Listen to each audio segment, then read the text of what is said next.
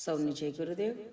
કમર સીધી કરીને બેસીએ, બંને હાથ ખોળામાં, આંખો બંધ, શાંત ચિત્ત.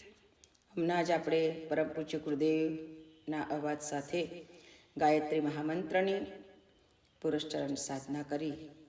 એક સાથે આપણે બધા જ્યારે આવી સાધના કરી રહ્યા હોઈએ છીએ ત્યારે એની જે દિવ્ય ઉર્જા આપણા ઘર પરિવારને પ્રાપ્ત થાય.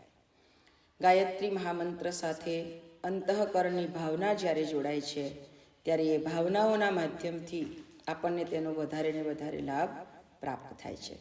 આવો અંતઃકરણમાં આપણે એ ભાવ કરીશું.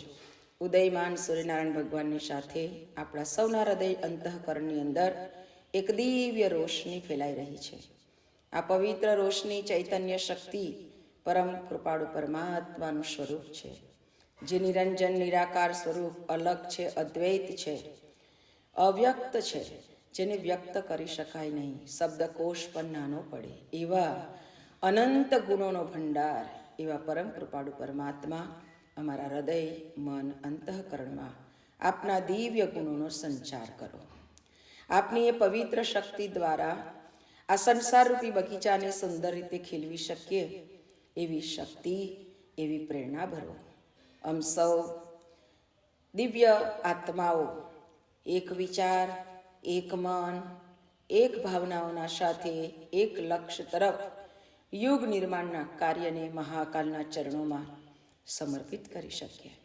આમ સૌના હૃદયમાં એ નિખાલસતા, એ નિષ્કામ ભક્તિ ભરો. ક્યારેય અંતરમાં કોઈ કામના ના રહે, કોઈ ઈચ્છાઓ ના રહે. સદૈવ નિષ્કામ ભાવથી આપના કર્મ, ભક્તિ, સ્મરણ કરતા કરતા કરતા અમે આપણને જ પામી શકીએ એવી અમ સૌ પર કૃપા કરો. એવી મંગલ પ્રાર્થના સાથે સ્વસ્વર ગાયત્રી મહામંત્રનું ઉચ્ચારણ કરીશું. ઓમ ભૂરભુવઃ સ્વઃ તત્સવિતુર્વરેણ્યં ભર્ગો દેવસ્ય ધીમહિ ધિયો યો નઃ પ્રચોદયાત.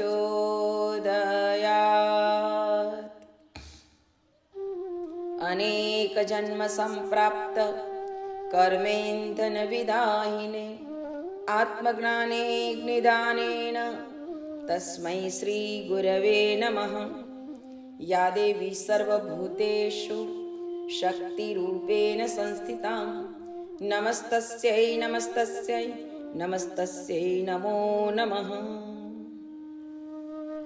પરમ પૂજ્ય ગુરુદેવ પરમનીય માતાજી, આદ્યશક્તિ વેદ માતા, દેવ માતા, વિશ્વ માતા મા ગાયત્રીના પાવન ચરણ કમળમાં અનંત કોટી દંડવત પ્રણામ સાથે પરમ સત્તાના સૂક્ષ્મ સાનિધ્યમાં સંરક્ષણમાં ઉપસ્થિત તમામ શ્રદ્ધાળુવાલા પરિજન ભાઈ બહેનો, સ્વાધ્યાય ભાઈ બહેનો, આપ સૌના હૃદય અંતઃકરણમાં બિરાજમાન પરમ ચૈતન્ય સ્વરૂપ પરમાત્માને મારા કોટી કોટી વંદન. સૌને જય ગુરુદેવ. આજે કેટલાય સમયથી આપણું આ સ્વાધ્યાય ચાલી રહ્યું છે અને આપણે બધા એમાં જોડાતા રહ્યા છે. સ્વાધ્યાયથી એક આત્મચિંતન વધે અને આપણી શ્રદ્ધા, આપણો વિશ્વાસ જો ડગમગતો હોય તો એ પાછો સ્થિર બને. સ્વાધ્યાયની જરૂર એટલા માટે છે કે આપણી અંદર આપણા માટે તો જીવીએ છીએ, પરંતુ પ્રભુ માટે પણ જીવવાની, એક પરમાર્થ માટે પણ જીવવાની અંતરમાં ભાવનાઓ જાગૃત થાય. કારણ કે જે પોતાના માટે જીવે છે એનું તો મરણ થાય છે, જે બીજાના માટે જીવે છે એનું સ્મરણ થાય છે. આપણે મર્યા પછી પણ આપણા સ્મરણ થતા રહે એવા કામ કરીને જઈએ તો એ સ્મરણ બીજાના માટે પણ પ્રેરણાદાયી બની શકે છે. તો આપણે આપણા અંતઃકરણને નિરંતર ટટોળતા ટટોળતા ટટોળતા આપણે આપણી કમાણી તો આટલી કરી, એ કમાણીથી આ સંસારમાં મારાથી કામ થશે, આ સંસારની વસ્તુ ખરીદાશે, આ સંસારનો સુખ, વૈભવ, સંસારનો આનંદ આપણને મળી શકશે, પરંતુ મારી એવી કમાણી કેટલી થઈ કે જેનાથી મને પરમનો આનંદ પ્રાપ્ત થાય, જેનાથી મને પરમાર્થના પંથમાં ચાલતા ચાલતા પરમ આનંદની અનુભૂતિ થાય અને જે ક્યારેય ન ખૂટે એવો અખૂટ ખજાનો આપણને પ્રાપ્ત થાય. એટલા માટે જ સંતો, સાધુ, મહાપુરુષો કહે છે કે આપણી સામે ભગવાનની ગમે તેટલી સુંદર પ્રતિમૂર્તિ હોય, આપણી સાથે સંતો, સાધુ, મહાપુરુષો કેટલાય બધા આપણી સાથે રહેતા હોય, પણ ભીતરમાં શ્રદ્ધા અને વિશ્વાસ ના હોય તો સાથે રહેતા હોવા છતાં પણ આપણે એ જ રહીએ છીએ. એને અનુભવવા માટે નિરંતર આપણે એની સાથે જોડાઈ રહેવું પડે છે. એના આપણી અંદરની શ્રદ્ધાને તેની સાથે પ્રગાઢ બનાવવી પડે છે. ઘણા એમ કે ના મંદિરે જતો હોય દરરોજ એટલે એનામાં શ્રદ્ધા હોય તો જ થાય. આ તો એની સાથે જ રહે છે એટલે એનામાં તો કેટલું બધું હોય. કદી ના આવે. પરમ પૂજ્ય ગુરુદેવ એટલે દાખલો આપતા હતા કે પહેલવાનની સાથે તમે ખાટલામાં સૂઈ જાઓ, પહેલવાનની થાળીમાં જમો, પહેલવાનની સાથે ફરો, પહેલવાનના કપડાં પહેરો, તોય તમે પહેલવાન થાવ નહીં. એના માટે તમારે અખાડામાં લડવા જવું જ પડે. એની સામે ઝઝૂમવું પડે, શક્તિ વાપરવી પડે, માર ખાવો પડે તો પહેલવાન બનાય. બાકી એના ખાટલામાં સૂઈ જાવ, એની થાળીમાં જમો, એના કપડાં પહેરો, એને જોડે ચાલો રો, કોઈ ફેર ના આવે. એનું સ્પષ્ટ ઉદાહરણ ગુરુદેવ બતાવતા પરમ પૂજ્ય ગુરુદેવ કહેતા હતા કે બેટા, ભગવાન શ્રી કૃષ્ણ પાંડવોની સાથે હતા અને કૌરવોની સાથે પણ હતા. ભગવાન સાથે હતા. દુર્યોધનને ભગવાન મનાવા ગયા હતા, દુર્યોધનને ભગવાન સમજાવવા ગયા હતા કે આવું ના કરાય, આ તો અયોગ્ય છે, અનીતિ છે, અધર્મ છે, અન્યાય છે, તું ન્યાયની રીતિ પર ચાલ અને આટલું એને આપી દે. ભગવાન ગયા તો એને સમજણ પડી. કારણ કે ખુદ ભગવાન પણ સામે આવે તો પણ જો અંદરની શ્રદ્ધા ના હોય તો કશું જ કામ સફળ થાય નહીં. એટલે પરમ પૂજ્ય ગુરુદેવ કહેતા હતા કે હે બેટા, આપણા જીવનમાં શ્રદ્ધા અને વિશ્વાસ આ બે પગ હોવા જોઈએ તો જ અધ્યાત્મની મંજિલ પાર કરાય. બાકી આપણા બે પગથી ભારત ભ્રમણ કરાય, અમેરિકાનું ભ્રમણ કરાય. ઘણા કહે છે ને અમે તો અહીંયા જઈ આવ્યા, અમે તો પેલે જઈ આવ્યા, ફલાને ફરી આવ્યા, ઢીકને ફરી આવ્યા, બધે ફરવા, આખી દુનિયામાં ફરવા જાઓ, પણ તમે અધ્યાત્મના રાહ પર શ્રદ્ધા અને વિશ્વાસના બે પગ લઈ, બે ચરણ લઈને તમે ફર્યા હોય તો જ તમે દુનિયા જોઈ કહેવાય. દુનિયાને જોનારો દુનિયા જોઈ રહે છે, પરંતુ પોતાને જોવાનો કે પોતાને સમજવાનો કે પોતાની પાસે બેસવાનો માણસને સમય મળતો નથી. ધન્યવાદ છે મારા સ્વાધ્યાયમાં બેઠેલા તમામ પરિજન ભાઈ બહેનોને કે આજે આપણે આપણી જાત સાથે બેઠા છીએ. દુનિયાના લોકો સાથે તો આપણે બહુ બેઠા, બહુ ફર્યા, બહુ હર્યા ફર્યા, બહુ વાતો કરી, પણ આજે આપણે આપણી જાત સાથે બેઠા છે અને આપણે આજે આપણી જોડે વાત કરીએ છીએ. માણસની પાસે આ સમય હોવો જોઈએ, સ્વયંની પાસે બેસવું. દુર્યોધન ના માન્યો એવી રીતે ગુરુદેવ કહેવા માંગે છે કે આપણામાં શ્રદ્ધા અને વિશ્વાસ હોવો જોઈએ. આ બે જ ચરણ. આપણે બધા જ ભવસાગરમાં પડેલા જીવો છીએ. ભગવાને આપણને તેના સ્મરણરૂપી, તેના કર્મરૂપી નાવડી આપી છે. આ કર્મરૂપી નાવડીમાં, સ્મરણરૂપી નાવડીમાં બેઠા છીએ, પરંતુ એ નાવડીમાં બેઠા પછી પણ કિનારે આવે જ એવું નક્કી નથી. એ કિનારો તો આપણને ત્યારે જ મળશે જ્યારે આપણા બે હાથમાં શ્રદ્ધા અને વિશ્વાસના હલેસા મારતા રહીશું. આ બે હલેસા જો આપણા જીવનમાં વાગતા જશે ને તો જ આપણે આ ભવસાગરના કિનારે પહોંચીશું. અને કિનારે જે પહોંચી ગયા ને એનો બેડો પાર થઈ ગયો. ઘણા એવા પણ છે કે કિનારે પહોંચે ને નાવડી ડૂબી જાય, વિશ્વાસ ખસી જાય, કિનારે પહોંચે ને નાવડી ડૂબી જાય. પેલું એક સરસ વાત કીધી છે ને કે જ્યારે એક જગ્યાએ સત્સંગ ચાલતો હતો ને બધા બહુ જ લોકો સત્સંગમાં બેસે, ભગવાન સત્સંગ કરનારા સંતની પાસે જાય અને ચરણ વંદન કરે, બધાને કંઈક પ્રશ્ન હોય તો પૂછે. તો બે ચોર ચોરી કરવા નીકળેલા. એટલે એમને થયું કે આપણે અહીંયા થોડીક વાર બેસીએ, પછી જોઈએ કે આમાંથી કોણ ધનાઢ્ય છે અને કોણ અહીંયા વધારે પૈસા બોલે છે, પછી આપણે એનો પીછો કરીએ. પણ સત્સંગ સાંભળતા એમને એમ થયું કે અંતે તો આ બધું જ અહીં મૂકીને જવાનું એવું કહે છે સંત, આપણે કશું જ નહીં લઈ જવાનું, તો આપણે આત્માનું કલ્યાણ કરવું જોઈએ. હવે આ બધી આપણને તો કંઈ ખબર પડતી નથી. પણ સંતને પૂછી જોઈએ કે ભાઈ અમારું કલ્યાણ કેવી રીતે થાય. આજે બેઠા એટલે થોડોક ભાવ જાગ્યો. બેસીએ તો ભાવ જાગે, બેસીએ તો શ્રદ્ધા જાગે, બેસીએ તો આપણામાં વિશ્વાસ જાગે. પણ આપણે બેસીએ ત્યાં આવે આ બધું તો નવરા લોકોનું કામ છે એમ કરીને મનને મનાવી દઈએ તો કશું થાય નહીં. એટલે બેસી તો ગયા. સંતને ખબર પડી કે આ બે ચોર છે, ડાકુ છે.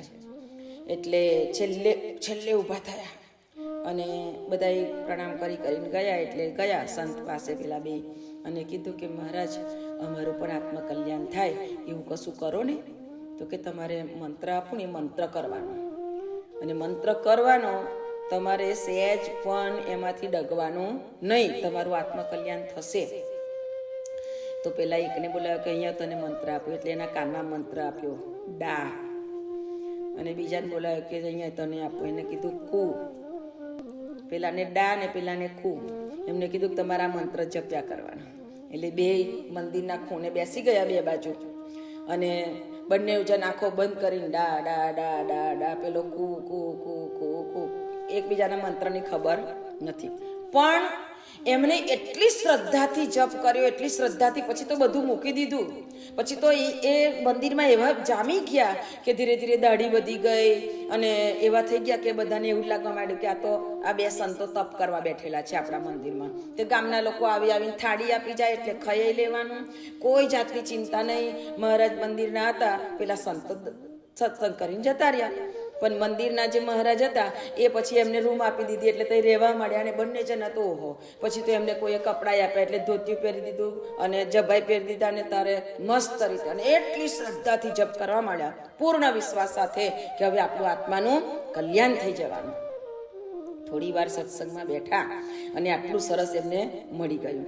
એટલે તો બહુ જ ખુશ થઈ ગયા અને બહુ જ સરસ રીતે જપ કરે. લોકો એમને પ્રણામ કરવા લાગ્યા. પછી તો એમને બહુ સારું લાગ્યું કે આપણે યાર આવું ચોરી કરીને જીવતા હતા, સંતાઈને રહેવું પડે, ડરીને જીવવું પડે. આ તો કેટલું સારું, ભગવાનનું સ્મરણ કરવાનું, આત્માનું કલ્યાણ કરવાનું, અને આપણને ખાવા પીવાની વ્યવસ્થા ભગવાને કરી દીધી. ખરેખર આ જગતમાં ભગવાન જેવું દયાળુ તો કોઈ નથી. આપણા જેવા ડાકુ, આપણા જેવા ગુનેગારને પણ આપણા ભગવાને કેટલા સાચવી લીધા. એમ કે ખરેખર જગતનો નાથ જે દયાળુ છે ને એવો કોઈ જગતમાં બીજો દયાળુ નથી. કદાચ કોઈક વ્યક્તિ આપણને પકડી લીધો હોત તો ડંગોરા ખાઈને મરી જતા. એમ કે લાકડીઓ ખાઈને મરી જતા. અને આજે આપણે કોઈ દિવસ જીવનમાં ના જોયું હોય એવું આપણને ખાવાનું મળી રહ્યું છે. અને તો ધીમે ધીમે તગડાઈ હારા થયા. પછી તો બીજું બધું કામ તો કરવાનું નહીં. પેલા પૂજારીને થોડું કામ કરવા લાગે, કચરો બચરો વારી નાખે, મંદિર સાફ કરવા લાગે, બગીચામાં થોડું કામ કરે. કામ તો કરવું પડે ને, પાછું એ પચે ને નહીં તો ખાવાનું. મસ્ત તાજા માજા થયા અને એટલી સરસ એમને શ્રદ્ધાથી સાધના કરી અને બંનેનો સમય સાથે જ આવ્યો. સમય પૂરો થયો એટલે ભગવાનના દૂતો આવ્યા લેવા. કારણ કે મંદિરમાં બેસીને ભગવાનનું સ્મરણ કરવાના બદલે ભલે દર્શન ભગવાનના કરતો હતો અને વિશ્વાસ હતો એના મંત્રમાં. એટલે એને મંત્ર કયો કર્યો એ તો એકબીજાને કોઈને ખબર નથી, પણ એને એટલી જ ખબર કે જે મારું કલ્યાણ થાય એવું હશે ને એ સંત મને આપીને ગયા. એટલે બંને જણને સાથે તેડું આવ્યું. બંને જણ તો સ્વર્ગના રસ્તે સ્વર્ગના રસ્તે જતા હતા. તો જતા પેલા એમ થયું આપણે એવા તો કેવા જપ કર્યા યાર કે આપણને સ્વર્ગમાં ભગવાનના દૂતો લેવા આવ્યા. એમ કે ખરેખર આપણી જિંદગી તો કેવી બદતર હતી, કેટલા લોકોને હેરાન પરેશાન કર્યા, પણ છતાંય મારા ભગવાને આપણને સ્વર્ગમાં બોલાયા. એમ કે કેટલું સરસ કહેવાય. એટલે પેલાને એમ થયું કે તને કયો મંત્ર આપ્યો તો? એમ કે તો પેલા કીધું મને તો મંત્ર આપ્યો તો કહેવાય ના, પણ હવે તો આપણે સ્વર્ગમાં જ જવાના ને એટલે કહી દઉં કે મને ડા તને તો કે કુ. એટલે બે જણે ભેગું ડાકુ આવો મંત્ર અપાતો હશે કે ડાકુ મંત્ર આપ્યો. એમ કે આપણને કે આપણે ડાકુ હતા તો પેલા જાણી ગયા ને આવો મંત્ર આપી દીધો. જ્યાં અશ્રદ્ધા ઊભી થઈ તરત બંને જણા પડ્યા નીચે. અંદરથી અશ્રદ્ધા ઊભી થઈ ગઈ, આસ્થા ડગી ગઈ એમની અને બંને નીચે પડ્યા તે કહેલા કે શું થયું? બસ અત્યાર સુધી જે કર્યું ને એમાં પાણી ફેરવી દીધું. આપણે આ ગુપ્ત રાખવાનું હતું તે ગુપ્ત જ રાખવાનું હતું, એ કોઈને કહેવાનું નહોતું. જ્યારે તમે બધાને કહો ને મેં તો આટલું કરું, આમ કરું, તેમ કરું, સમજી લેવાનું શૂન્ય. વ્યક્તિ ગમે તેટલી સાધના કરે કે ગમે તે કરે ને, આપણા શ્રદ્ધાથી આપણાથી જે થાય તે કરવાનું, પણ આગળ જઈને બીજા આગળ ચર્ચા કરવાની નહીં. એટલે કીધું છે કે ભક્તિને તમે છુપી રાખો. અને તમારું કંઈક ખોટું થયું હોય એને તમે પ્રાયશ્ચિત કરો, કહી દો. બીજાને કહેવા જેવું ના લાગે ને તો ભગવાન પાસે બેસી જાઓ, એને કહી દો, રડી લો, અંદરથી ખાલી થઈ જાઓ. રે પસ્તાવો વિપુલ ચરણ સ્વર્ગમાંથી, અંદરથી પ્રાયશ્ચિત થવું જોઈએ. અને એ જ્યારે થઈ જાય ત્યારે બિલકુલ માણસનું અંતઃકરણ ધોવાઈ જાય છે, નિખાલસ થઈ જાય છે. અને એને એમ થાય કે ના, હવેથી મારે જાગૃત રહેવું પડે ને આવું મારાથી ના થાય એવો મારે પ્રયત્ન કરવો પડશે.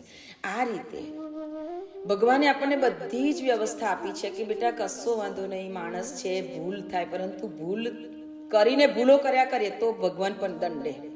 પણ ભૂલ કરીને જ્યારે પ્રાયશ્ચિત કરી લઈએ, પશ્ચાતાપ કરી લઈએ, ત્યારે મારો ભગવાન પણ ઉઠાવી લે અને કે બેટા તું નવી જિંદગી શરૂ કર. જેવી રીતે આપણે લખતા હોઈએ, લખતા 2-3 પાનામાં બહુ જ આપણી ચેકચૂક થાય તો આપણે આખી નોટ નાખી ના દેવાય. એ 2-3 પાના ચેકચૂક થઈ છે ને એને ફાડીને નાખી દેવાના, બીજા બધા જ પાનામાં આપણે સરસ લખવા પ્રયત્ન કરવાનો.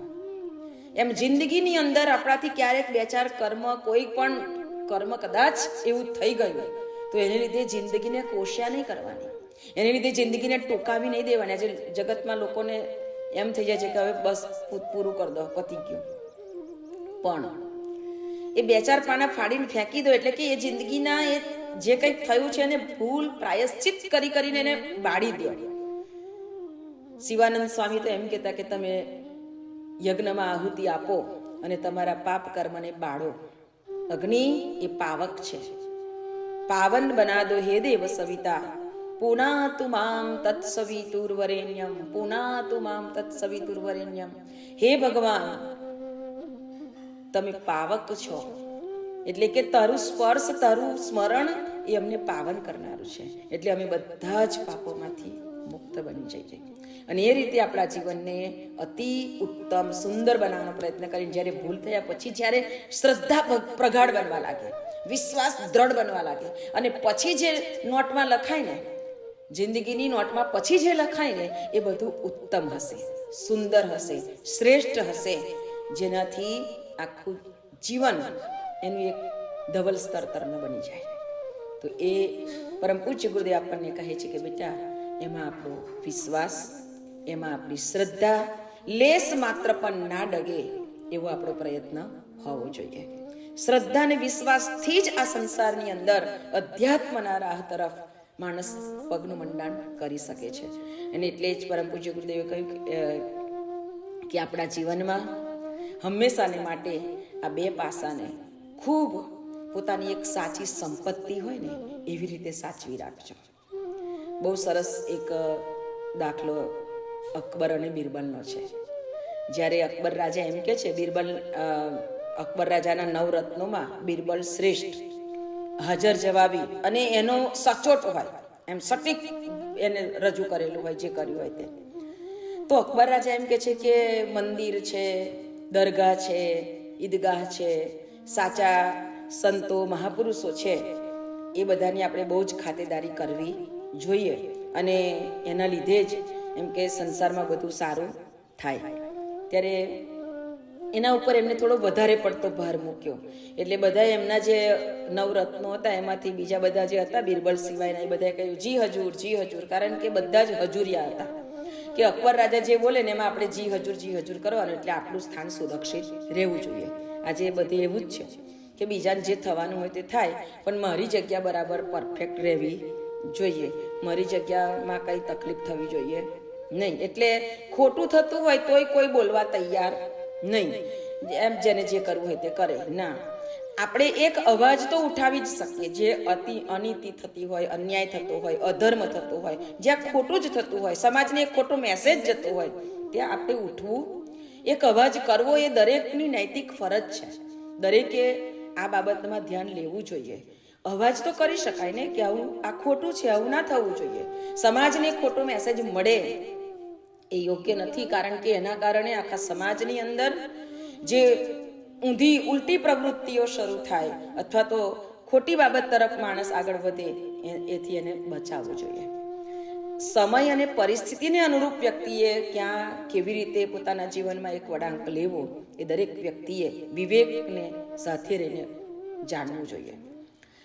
એટલે બધા તો હા હા કરવા માંડ્યા, પણ બિરબલ બોલ્યા નહીં. એટલે અકબરે કીધું, કેમ બિરબલ, તું મારી વાતમાં સંમત નથી? એટલે બિરબલે ઊભા થઈને કીધું કે હજુર ક્ષમા કરજો, એમ કે તમારી વાત બધી સાચી કે મંદિર હોવા જોઈએ, બધું જ બરાબર છે, સંતો સાધુ મહાપુરુષો એની સેવા કરવી જોઈએ, એમને બહુ આગળ વધારવા જોઈએ, બધું જ બરાબર છે. કારણ કે કીધું છે ને કે આગ લગી સંસાર મેં જર્જર બરસે અંગાર, સંત ન હોતે સંસાર મેં તો જલ મળતા સંસાર. સંતો સાધુ મહાપુરુષોના સદવિચારોને કારણે, એમના પ્રયત્નોને કારણે આજે સંસારની આ સ્થિતિ છે. એ ના હોત તો ખબર નહીં કદાચ આજે કઈ સ્થિતિ તરફ આ સંસાર હોત. જે ઘણા દેશો એવા છે નાઝી કે જે દેશોની અંદર ભગવાનને કોઈ સ્થાન જ નથી, તો એ દેશોની પરિસ્થિતિઓ હવે જોઈ શકશું આપણે કે કેવી બને છે એમ. તો એનાથી એક આસ્થા, એક વિશ્વાસ આપણા ભીતરની અંદર એવો જગાડવો જોઈએ. એટલે બિરબલે એમ કીધું કે જનાબ, આપણે આ બધાનો તો કરવું જોઈએ, પરંતુ વ્યક્તિના ભીતરમાં શ્રદ્ધા અને વિશ્વાસ હોય તો જ એના જીવનમાં કોઈ ચમત્કાર ઘટે, બાકી ચમત્કાર ઘટતો નથી. અંદર શ્રદ્ધા અને વિશ્વાસ હોવો જોઈએ તો જ બધું થાય. પછી તમે મંદિર જતા હોય પણ શ્રદ્ધા ના હોય, કોઈ સંતની સાથે પાછળ ફર્યા કરતા હોય પણ એના પ્રત્યે કોઈ આસ્થા ના હોય. એના ઘણા લોકો એવા હોય, મોટા મોટા સંતો હોય ને એની આગળ પાછળ ફરે અને પછી જોડે રહી અને પછી બીજે જઈને આ તો આવું કરે છે, આ તો તેવું કરે છે, એના દુર્ગુણો જોવે. સંતો સાધુ મહાપુરુષોના દુર્ગુણો જોઈ અને એની શ્રદ્ધા, એની આસ્થા ઉપર એ ધૂળ નાખે. આના કારણે વ્યક્તિ અધ્યાત્મમાં બિલકુલ પછાત થઈ જાય. માટે સંતો સાધુ મહાપુરુષોની થોડીક દૂરી એટલે બહુ જરૂરી છે. બધી જ બાબતમાં, બધી જ રીતે, બધી જગ્યાએ એની સાથે રહેવું એ યોગ્ય નથી. પણ એમને પણ જરૂર હોય તો કામની સાથે એની સાથે રહો, પણ બીજા સમયની અંદર તમે એનાથી અલગ થાવ, એવું કહેવામાં આવે છે. શાસ્ત્ર વિધાન કહે છે કે બહુ નિકટતા એ અશ્રદ્ધા ઊભી કરે છે. એટલે બિરબલને આવું બોલવાથી અકબર રાજા અકળાઈ ગયા, ગુસ્સે થઈ ગયા. ના, એમ કે તું સાબિત કરીને બતાવ્યું કે એવું કેવી રીતે બની શકે કે શ્રદ્ધાને વિશ્વાસ હોય તો જ આવું થાય, એમ ચમત્કાર ઘટે એના જીવનની અંદર અને તો જ બધું સરસ થાય. તો કે જરૂર, મને 3 મહિનાની મુદત આપો. તો કે ભલે. અને બિરબલે પછી તો એના સેવકને બોલાવ્યા. એની જમીન હતી યમુના કિનારે, એના ઉપર સરસ મજાનું મંદિર બનાવડાવ્યું અને મંદિર બનાવડાવીને દરવાજા બંધ કરી દીધા. મંદિરમાં મૂર્તિ બંધ, દરવાજા કા મંદિર, એવું એને જાહેરાતો કરી. અને એના સેવકોને કીધું કે બરાબર જાહેરાત કરો કે આ મંદિર બહુ ચમત્કારી છે અને આવું છે તેવું છે. બધે બહુ જાહેરાતો થઈ કે આ મંદિર તો બહુ ચમત્કારી છે. અને લોકો, પેલા સેવકે કીધું કે મને ખબર છે કાનાફૂસી કરનારા લોકો જ ઘણા છે ને, એમને હું આ વાત આપી દઈશ. એટલે એમ કે આપણે કોઈ જાહેરાત કરવાની જરૂર જ નહીં પડે. ઘણા લોકોનું કામ એવું હોય કે વગર પૈસાની જાહેરાતો, તમે એને ખાલી પહોંચાડી દેવાની વાત. તમારે જાહેરાત કરવી હોય તો એ વ્યક્તિઓને પકડી લેવાના. આટલું આવું છે. 50 ઘરમાં તો એક સાથે ઘણા નથી. સવારે ઉઠ્યા નથી, ફોરવર્ડ ચાલુ કર્યું નથી, એટલે વાંચો તો ખરા હું છે ને હું નહીં, પછી ફોરવર્ડ કરો. અને ફોરવર્ડ કરો છો તો બીજાને ડિલીટ કરવામાં કેટલો ટાઈમ બગડે છે. તો વિચારો, કોઈનો સમય હું કામ બરબાદ કરો છો? વાંચો, પહેલા જુઓ, યોગ્ય લાગે તો એકાદ મેસેજ કોઈને ફોરવર્ડ કરો, પણ તમે તો ઢગલા બંધ. તો એ માટે બધાને ખાસ વિનંતી છે કે આપણામાં કદાચ એવું થતું હોય કે હું મને, તમારી ભાવના સારી હોય કે બધા વાંચે, આમ કરે તેમ કરે, પણ બધાને તો આપણા જેવા બીજા કેટલાય બધા હોય, તો આ બધાના કેટલા વાંચવા બેસે? એટલે એકાદ મેસેજ કદાચ આપણે મૂકીએ ને, અને ક્યારેક મૂકીએ ને, તો કદાચ એને મન થાય અને એની અસર થાય. એટલે એવા લોકોને પેલા સેવકે કીધું, ગામે એની વાતો ફેલાઈ ગઈ ને લોકોના ટોળા ઉમટવા માંડ્યા. બંધ દરવાજે કા મંદિર, અને બધા ત્યાં જે માનતા માને ને તે પૂરી થવા લાગી. કેમ? અંદરની શ્રદ્ધા લઈને જાય. ઘણા ચાલીને જાય છે ને, ચાલીને ડાકોર જવાના સંકલ્પો લે છે. ચાલીને દ્વારિકા જવાનો સંકલ્પ ડાકોરના બોડાનાનો હતો, પણ ડાકોરના બોડાનાના હૃદયમાં શું હતું? શ્રદ્ધા હતી. વિશ્વાસ હતો. અને એટલે જ્યારે એને સતત આવતો જોયો એટલે ભગવાને વિચાર કર્યો કે આની શ્રદ્ધાને તો દાદ આપવી પડે, એના વિશ્વાસને તો દાદ આપવી પડે. અને એટલે દ્વારિકાધીશને એમ થયું કે ભાઈ હવે તું ના આવીશ, મને બહુ દયા આવે છે, હવે હું ત્યાં આવીશ. આ છે શ્રદ્ધા અને વિશ્વાસનું પરિણામ. બધા લોકો આવવા માંડ્યા, માનતા માંડવા માંડ્યા અને બધાના કામ થવા માંડ્યા, કારણ કે અંદરની શ્રદ્ધા કામ કરે છે. શ્રદ્ધા વગર કશું જ મળતું નથી. ભગવાન શ્રી કૃષ્ણ પરમાત્માએ ગીતામાં એટલે કીધું, શ્રદ્ધાવાન લભતે જ્ઞાનમ. શ્રદ્ધા હોય તો જ અંદરથી ભીતરમાંથી જાગે, કશું નહીં તો કશું જાગે નહીં. એટલે બધા જ આવવા માંડ્યા, એટલે બધાની વાહ વાહ થવા માંડી. અકબર રાજાના દરબારમાં પણ ચર્ચા થવા માંડી. એટલે અકબરે કીધું કે બિરબલ, તને ખબર છે કે આવું મંદિર એક છે? તો કે હા મને ખબર છે, એમ કે જેટલા આવે ને એટલા બધાનો એમ કે બહુ એ થાય છે, એમ કે માનતા પૂરી થાય છે, અંદરની મનોતી જે માની હોય તે પૂરી થઈ જાય. તો કે હું પણ જવાનું ઈચ્છું છું કે ત્યાં જાઉં એમ. તો બિરબલે કીધું કે જहाँ પના आपके साथ मैं भी चलूँगा, मेरा सौभाग्य है कि आपके साथ आना मुझे मिलेगा. તો કે હા હા. તો બધા એમના સેવકોની સાથે બિરબલને બધા ગયા બંધ દરવાજાનું મંદિર. એટલે બહારથી ઊભા રહીને અકબર રાજાએ કીધું કે મારી સેના આજે જે રાષ્ટ્રની સાથે લડી રહી છે એ સેના પરાસ્ત કરે અને એનો આપણો વિજય થાય, એમ કે આપણું રાજ્ય સુરક્ષિત રહે, હું આ મનોતી માંગુ છું અને અંદરથી પ્રાર્થના કરી કે મારી આ મનોતી પૂરી થાય. આટલી એમ અંદરથી વાત કરે છે, અંદરથી ભાવના કરે છે. અને એક સેવક આવીને કીધું કે મહારાજની જય હો, શુભ સમાચાર લઈને આવ્યું છે કે આપણી સેના જીતી ગઈ અને પેલી સેના પરાસ્ત થઈ ગઈ. એટલે અકબરને તો એમ થઈ ગયું કે ઓહો, આ મંદિરનો આટલો ચમત્કાર છે, એમ કે આટલો ચમત્કાર છે, કહેવું પડે એમ કે. તો કે હા. બિરબલને કીધું કે જોયું એમ કે આ હું તો અહીંયા આવીને ખાલી બોલું જ છું ને આ થઈ ગયું એમ કે. તો કે હા એમ કે શ્રદ્ધા અને વિશ્વાસથી જે કહો ને એ થાય જ, એમ કે અંદરની શ્રદ્ધા હોવી જોઈએ. તમે મંદિરમાં દર્શન કર્યા, અંદર તો બંધ દરવાજો છે, અંદર કોની મૂર્તિ છે તો તમને ખબર છે? મૂર્તિ કોની છે તે ખબર નથી, તો પણ તમે શ્રદ્ધાથી જ્યારે અંદરથી વાત કરી અને એ પૂરી થઈ એમ કે. તો કે હું પણ શ્રદ્ધા એમ કે તો તને એમ કે બંદી બનાવી દઈશ ને કારાગૃહમાં પૂરી દઈશ એમ કે, તો એ ખોટી વાત ફેલાવી. તો કે ના એમ કે હું પણ મનોતી માનું છું, જોજો એમ કે મારી મનોતી હોય પૂરી થશે એમ કે. એટલે બિરબલે કીધું કે હું અહીંયા મનોતી માનું છું એમ કે મારા મહારાજ, મારા શહેનશાહ, મારી જે કંઈ ભૂલ લાગતી હોય ને તો એ મને માફ કરી દેશે અને મારી વાતને સ્વીકારી લેશે. એને મનોતી એવી માનવી. એટલે અકબર વિચાર કરવા માંડ્યા કે આ તો અહીંયા તો બધાની મનોતી પૂરી થાય, તો એની મનોતી પણ પૂરી કરવી પડે એમ કે. એટલે એને કીધું કે બિરબલ તું તો કેવી રીતે મને એમ કે ફસાવતો જાય છે. તો કે મહારાજ જहाँ પના ये मंदिर का दरवाजा खोलने की बात करो. એટલે પેલા સેવકને બોલાવ્યો કે દરવાજો ખોલ અને અંદરથી મૂર્તિ લઈ આવે, એમ કે જા બહાર લઈ આવ. તો દરવાજો ખોલ્યો પંડિતે, મૂર્તિ લઈ આવવામાં આવી. તો મૂર્તિ નહોતી, પણ અકબર રાજાના દરબારમાં જે સરસ મજાનું એક કુંડું ગમલું હતું, ફૂલદાની, એ ફૂલદાની લઈને આવ્યા. ફૂલદાની લઈને આવ્યા અને કીધું કે આ છે, અંદર બીજું કશું છે આ નહીં. ઓ એ તો મેરે દરબાર કા ગમલા હે એમ કે. અકબર રાજા કહેવા મળે કે આ તો મારા દરબારમાં મૂકે, મને બહુ ગમતો તું, મારી પાસે રાખતો તો તે છે એમ કે. તો કે હા, એ મેં જ ચોરાવી લીધું તું, આ મંદિર મેં જ બનાવ્યું છે તમને એ સાબિત કરવા માટે કે અંદરની શ્રદ્ધા ના હોય તો તમે ગમે તેટલી સુવર્ણની મૂર્તિ પાસે જાઓ તો પણ તમારી વાત કોઈ સાંભળે નહીં. અંદરની શ્રદ્ધા જોઈએ. મહારાજ તમે કોઈ મૂર્તિ તો જોઈ જ નહોતી, છતાંય તમે મનોતી માગીને પૂરી થઈ. તમારો અંદરનો વિશ્વાસ હતો, તમારી અંદરની શ્રદ્ધા હતી કે હું અહીંયા જે બોલીશ ને એ થશે જ. એટલે એના વગર કશું જ ના થાય.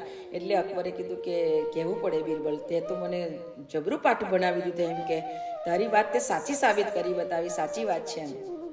તે મંદિર તો મને હવે આનું શું કરવાનું એમ કે મૂર્તિની સ્થાપના તો કરી નથી અને આ તો કેટલું પવિત્ર થઈ ગયું. અહીંયા આવીને કેટલા બધાએ જપ કર્યા અને કેટલા બધાએ માનતા માનીને બધાનું પૂરું થયું. તો કે મહારાજ એવું નહીં, હવે આ જે જગ્યા બની છે સરસ, તો અહીંયા એમ કે આવતા જતા પથિકો આ યમુનામાં સ્નાન કરવા આવે અને કેટલાય લોકો આવતા જતા હોય તો એના માટે સુરાઈ બનાવી દઈએ એમ કે એમને પેલું એ ધર્મશાળા જેવું બનાવી દઈએ કે જેથી કરીને બધાને વ્યવસ્થા મળે.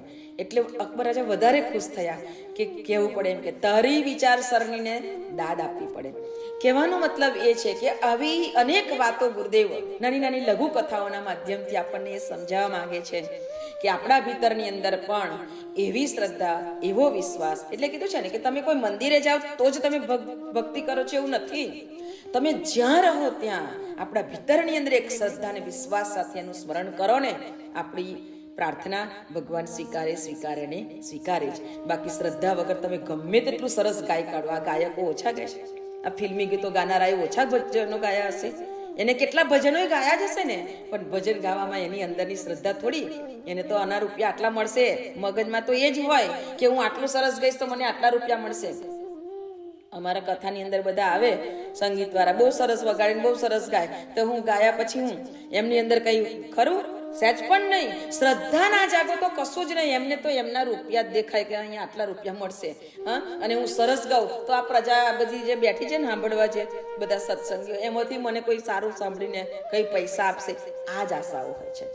એટલે દરેક જગ્યાએ આપણે કોઈ એમ લેવડ દેવડની વાત વિચારીએ ને તો ત્યાં સોદો થઈ જાય. પણ બસ નિખાલસ ભાવ, નાથ અમને નિષ્કામ ભાવનાની ભક્તિ ભરજે, બીજું કશું જ જોઈતું નથી. બીજું બધું એની જાતે આપોઆપ આવે. કારણ કે ભક્તિ નિષ્કામ ભાવથી થાય ત્યારે તમામ સિદ્ધિઓ એની દાસી બની જાય. પછી તો અંતરકરમાં કોઈ પણ કાર્ય માટે ભાવ જાગે ને, એ પૂરો કરવા માટે ભગવાન કોકને નિમિત્ત બનાવે. અને એ આપણા જીવનનો તો એક બહુ મોટું ઉદાહરણ છે. કોઈ હૃદયમાં ભાવ જાગ્યો છે કે આવું કરવું જોઈએ, અને કોઈ એવું વ્યક્તિ આવી જ જાય કે એની અંદર એવી જ ભાવના હોય કે આવું કરીએ, તો પછી આપણે ચિંતા શેની? ચિંતન કરતા જાઓ, ભગવાનનું કામ કરતા જાઓ, મસ્તીથી જીવતા જાઓ. જીવન બહુ સુંદર ભગવાને આપ્યું છે, એને વધારે સુંદર બનાવતા જઈએ. બધાની અંદર આવી જ પવિત્ર ભાવનાઓ જાગે એવી અંતઃકરણની મંગલ પ્રાર્થના સાથે આજના વાણી પુષ્પને સદગુરુ ચરણમાં અર્પણ કરું છું. સૌને જય ગુરુદેવ.